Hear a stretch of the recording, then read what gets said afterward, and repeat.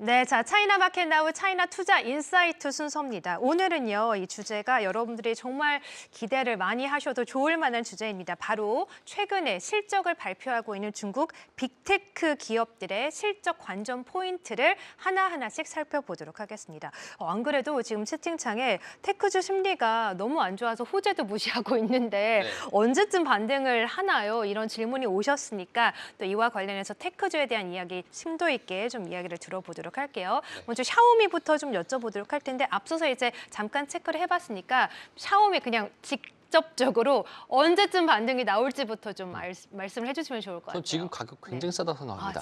싸죠. 정말 쌉니다. 당연히 싸죠. 그러니까 이게 네. 우리가 이런 판단을 네. 해볼 필요가 있을 것 사진 같은데 한번 보여주세요. 사실 폭포수입니다. 시장이 보여주기 지금 싫으신 거 아니죠? 아니요 보여줬습니다. 시장이 네. 지금도 샤오미가 그러면은 아이고. 지금 아이고. 매도를 해야 되는 상황인가요?라고 생각하시는 분들 지금 좀 있잖아요. 늦지 않아요? 샤오미는 끝난 건가요? 라시는 분들도 많으세요. 네, 그러니까 네. 그게 아니라 지금 현재 시장 자체가 기존에 있던 3월 시장과 굉장히 좀 유사하게 관련된 경향이 있습니다. 그래서 지금 샤오미 같은 경우에도 30대 30 홍콩 달러, 34 홍콩 달러에서 지금 현재 50 홍콩 달러 사이에서 박스권을 굉장히 좀 많이 기어주고 있는 상태인 거고요. 최근에 이제 우리가 10월 달에 있었던 이 주가 하락을 참고했었을 때 이 당시 때 갭으로 하락한 상태에서 그다음부터 좀 많이 밀린 상태거든요. 맞아요. 이게 결국에는 공매도에 대한 포지션들이 좀 급격하게 증가된 건데 여러분들이 이런 생각을 해볼 필요가 있을 것 같습니다. 매크로의 환경이 미국이 불리해지고 아까 말씀드렸던 것처럼 중국이 유리해진 상황 속에서 공매도가 많은, 그러니까 중국 입장에서는 공매도가 많은 포지션들 같은 경우에는 여기서 우리가 조금 더 주목할 만한 게 과거에도 우리나라가 23년도 기준으로 이제 SK하이닉스가 공매도가 좀 상당히 좀 많았던 적이 있었습니다. 22년도 11월 달부터 12월 달까지. 근데 23년도 3월 달 이후로부터 이제 실제로 이제 HBM에 대한 수요가 높아짐에 따라서 공매도에 대한 청산이 나오게 되면서 쇼 커버가 일어나게 되면서 그다음부터 하이닉스가 계속적인 우상향을 하면서 지금의 고가권을 달성했거든요.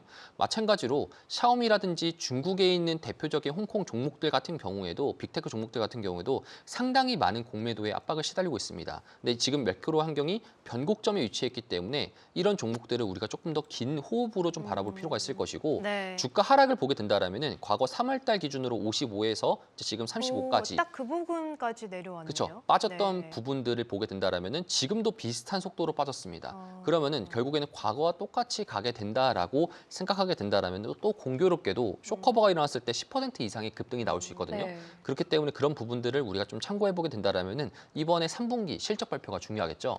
우리가 실적 발표를 봤었을 때 사실 뭐 제가 이번에 준비한 T10 실적 발표들을 한 번씩 리뷰를 해드릴 네, 건데요. 샤오미 같은 경우에는 이번에 하락했던 이유가 뭡니까?라고 물어봤었을 때 네. 메모리 쪽입니다. 메모리 쪽과 스마트폰 못 팔잖아. 스마트폰. 그리고 네. 자동차 사고 네. 났잖아. 이 세 가지거든요. 근데 이 세 가지에 대해서 사실상 이것도 마지못해 하는 변명인 것 같고요. 그러니까 시장이 샤오미가? 빠지는 이유를 못 찾으니까 그 부분에 대해서 우려를 하는 것이고요. 네. 똑같은 잣대로 메모리 부족해서 그러면 삼성전자라든지 애플은 왜 안 빠졌는데? 라고 했을 때는 할 말이 없습니다.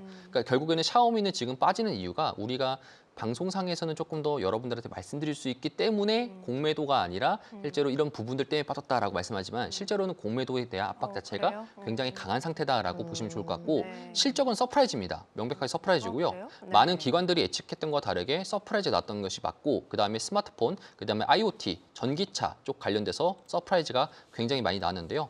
IoT랑 전기차 부분상에서 우리가 좀 주목하면 좋을 것 같습니다. 샤오미가 12월 17일 날 이제 샤오미에 대한 AI 관련돼서 컨퍼런스를 한다고 합니다. 네.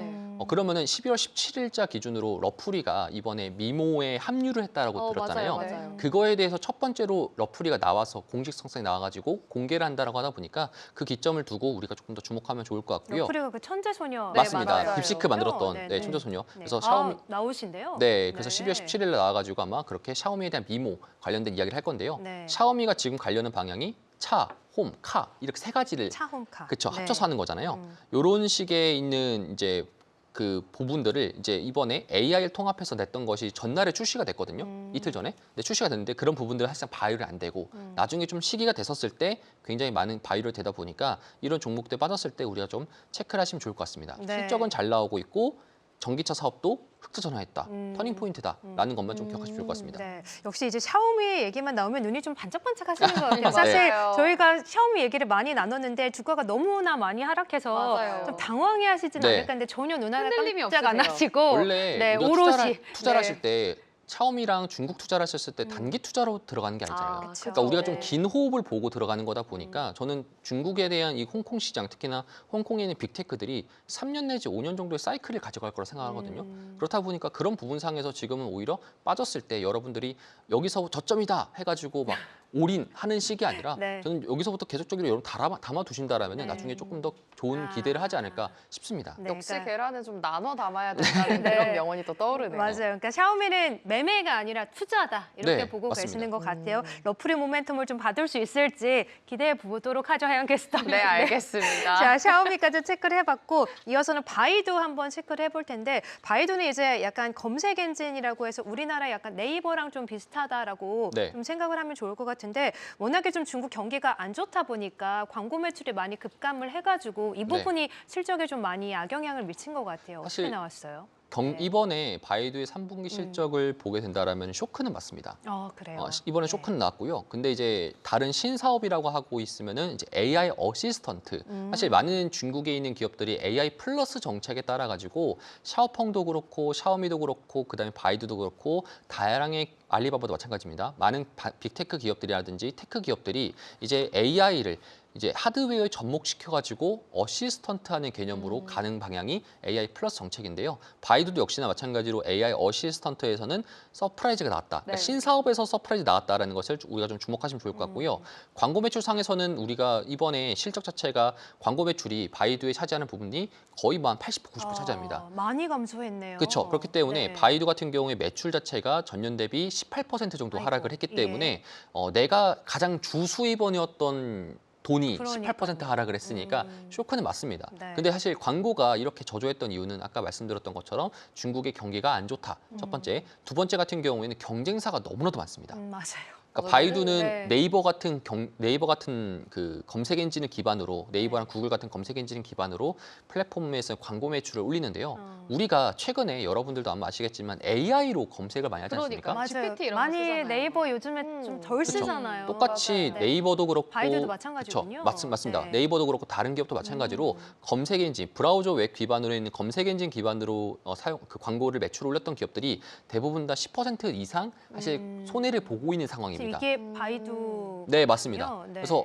그 대부분의 우리가 중국에서 좀 이제 30대 넘어가시는 분들, 40, 40대 네. 이상이신 분들은요. 네. 다들 바이두로 검색하지만 우리랑 똑같네요. 우리도 네. 예전에는 네이버 많이 그 쓰셨잖아요. 이하는 사실상 네. 지금 중국에서 있는 AI, 딥시크라든지 맞아요. 네. QN 위주로 검색하고 맞아요. 있기 때문에 그런 부분이 상에서 광고 매출 정도 저조하게 나왔다라고 좀 보시면 좋을 것 같고요.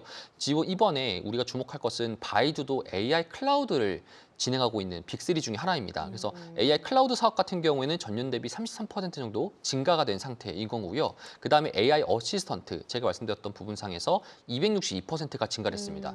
하지만 그 금액적인 부분상에서는 28억 위안으로 사실 작년 대비 봤었을 때는 작년에는 거의 이제 신생 사업으로 출발하는 단계이기 때문에 지금 1년 기준으로 28억 위안, 그럼 내년 기준으로 봤었을 때는 이게 조금 더 올라간다 하더라도 100억 위안 이상까지 올라갔을 때는 조금 더 시간이 걸릴 것이고 바이두 같은 경우에 딱 진짜 광고 매출이 줄어든 만큼 이 AI 클라우드가 늘어나게 된다라면은 정말로 검색 엔진에서 이제 AI 기업으로 전환될 수 있는 이 연착륙을 잘하고 있는 기업이다라고도 우리가 이번 실적 발표 때 체크해볼 필요가 있습니다. 네. 두 번째- 차트 한번 보여주세요. 네. 두 번째로 이제 이것만 말씀드릴게요. 네, 네. 로보택시도 하고 있거든요. 바이두가. 맞아요. 로보택시가 사실 바이두랑 지금 현재 구글에 있는 웨이모랑 경쟁사입니다. 그래서 아폴로랑 웨이모랑 경쟁사인데 이 로보택시 관련돼 가지고도 지금 현재 전체 운행 건수가 310만 건입니다. 그래서 전년 대비 40%가 증가됐고요. 가장 빠른 속도로 사실 포니 AI는 내수 기반인데 수출상에서 가장 빠른 속도로 지금 아폴로의 로보택시가 지금 글로벌로 진출하고 있다라고 우리가 좀 생각하시면 좋을 것 같습니다. 네. 한번 차트를 한번 제가 좀 보여드리면서 말씀드리자면은 네. 차트 같은 경우에도 지금 최근에 이제 일봉상 봤었을 때 최근에 8월 달 들어서 가지고 그때 AI 클라우드 관련된 알리바바라든지 그다음에 텐센트, 바이두 이렇게 세 가지 빅3들이 네. 상승을 하게 되면서 그 이후로부터 주가가 다시 한 번 더 올라가지 못하고 또 빠져져 있는 상태인데요. 빠진 시점이 한 국경절 이후 정도부터죠. 네, 맞습니다. 네. 그래서 9월 달 넘어서부터 이제 우리가 추석 시즌 때부터 네, 사실 맞아요. 그때부터 좀 조정을 좀 받았었는데요. 네. 바이두 같은 경우에는 과거에 잘 나갔었다가 그 다음부터 또 안 좋았던 케이스긴 합니다. 그래서 네. 바이두 같은 경우에도 우리가 BAT 일반적으로 PAT. 그렇죠. 예. 일반적으로 중국의 3대 빅테크라고 하면은 바이두, 알리바바, 텐센트에서 네. 첫 번째를 차지하고 있는 기업이기 때문에 원래는 저도 바이두를 되게 안 좋아했습니다. 올해 상반기까지만 하더라도 중국에 있는 애널리스트 물어보더라도 바이두를 되게 안 좋게 평가했는데요. 지금부터 조금 더 바이두가 다른 방면으로 좀 좋게 보일 수 있다라고 좀 체크하시면 좋을 것 같습니다. 네, 자 바이두까지도 좀 긍정적으로 좀 볼만하다라고 네. 하셨고, 자 그럼 이어서는 SMIC도 함께 보도록 할 텐데 SMIC도 역시나 매출과 순이익 모두 다 잘 나왔고, 네. SMIC는 특히나 이 찐링님 탑픽 종목이기도 한데 네. 이 중국의 이제 반도체 자립 가속화에 좀 1등 기업이라고 좀 꼽힐 만한 기업이잖아요. 네, 맞습니다. SMIC는 좀 어떻게 보실까요? 사실 SMIC도 마찬가지 이번 3분기 실적에서도 서프라이즈가 나왔습니다. 음. 자, 우리가 이런 생각할 수 있겠죠. 지금까지 들어보면은 중국의 이번 3분기 빅테크 기업들 전부 다 서프라이즈 나왔고 바이두는 살짝 쇼크 나왔지만 그건 리즈너블한 부분인 거고. 그런데 왜 주가는 이래요? 그러니까요. 이게 여러분들이 그 부분이 궁금하지 정말 않습니까? 그렇죠? 의문이에요. SMIC도 네. 마찬가지입니다. 이번에 서프라이즈 나왔고요. 실제로 매출 대비, 컨센 대비 상회를 참. 했는 네. 상태입니다. 우리가 주목해야 될 것은 SMIC가 지금 현재 이 반도체 자립에 있어서 가장 대표적인 종목인데 그렇죠. 네. 그러면 기존에 삼성전자라든지 TSMC한테 맡겼던 그런 파운드리 쪽 부분들을 가져올 거지 않습니까? 그러면은 여기서 중요한 거는 CAPEX를 얼마나 확대하느냐입니다. 그러니까 공장을 더 많이 지어야 된다는 거죠. 중국에서 있는 빅테크 기업들이 원래는 삼성전자라든지 뭐 SK하이닉스 뭐 다른 곳에서 막 발주를 하고 파운드 맡겼다가 결국엔 그것들을 SMIC로부터 들어오는 리쇼링하는 과정이다 보니까 그런 부분상에서 그러면 SMIC에 대한 이제 CAPEX를 증가시켜야 되는 부분인데 네. 근데 그럼- 지금 PPT 하단에 광고 매출이 계속 감소 진행 중이다. 아, 그게 죄송합니다. 티를 찾아내셨네요. 네. 이 이렇게 부분 했다가. 제가 바로 수정하도록 이 부분이 하겠습니다. 바이두에 해당되는 거죠. 맞습니다. 네, 맞아요. 네, 그쵸? 바이두에 해당되는 거고. 네, 바로 수정했는데요. 아, 제가 원래 바로요? 적었는데요. 거의 AI 수준인데요. 네.